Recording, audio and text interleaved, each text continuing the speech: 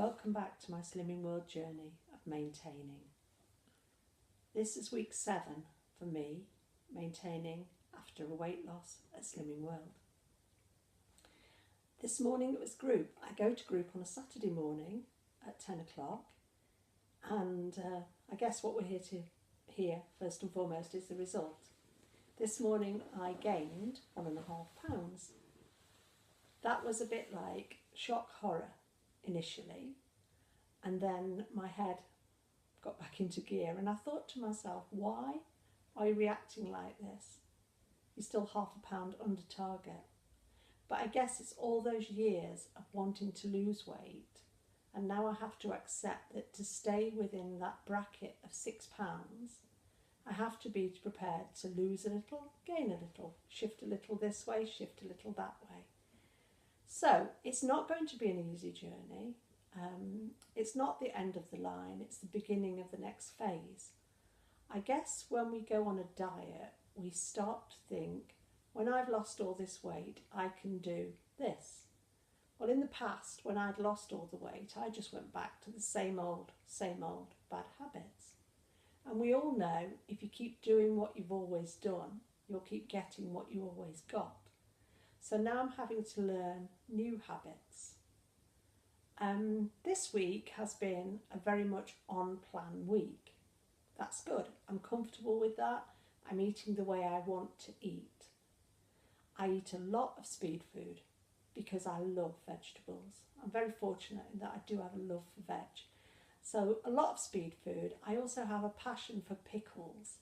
So I tend to have pickled garlic, pickled beetroot, pickled gherkins, pickled anything, red cabbage, onions, anything that's pickled. You can usually find some of it on most of my meals. Right, so this week, an on-plan week and a gain of £1.5. Immediately my head goes into, how did I manage to do that mode? When actually what I was trying to achieve was probably a £0.5 gain. I had slipped isn't the right word. I had chosen for the last 2 Saturday evenings to have an off-plan something. The first week I chose to have cake off-plan. The second Saturday, which was last Saturday, I chose to have chocolate off-plan.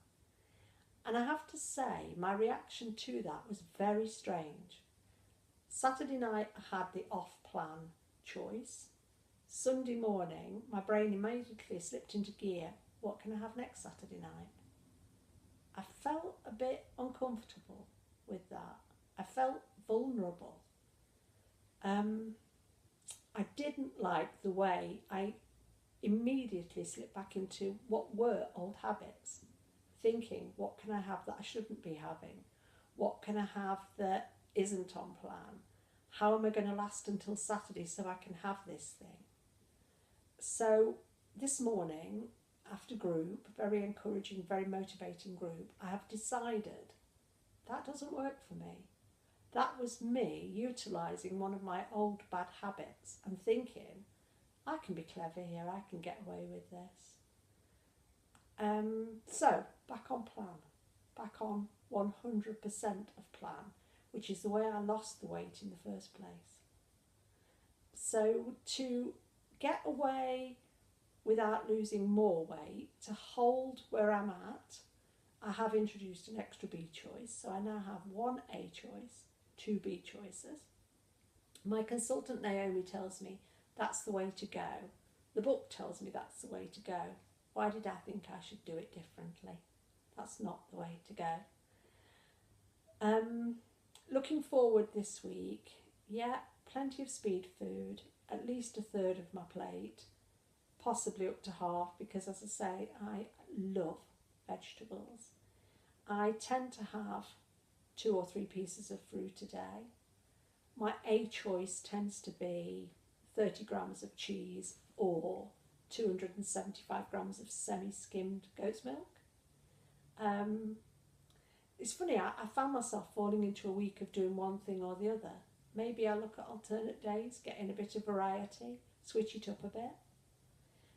Maybe look at, for me, eating a little more meat this week. I'm not a big meat eater.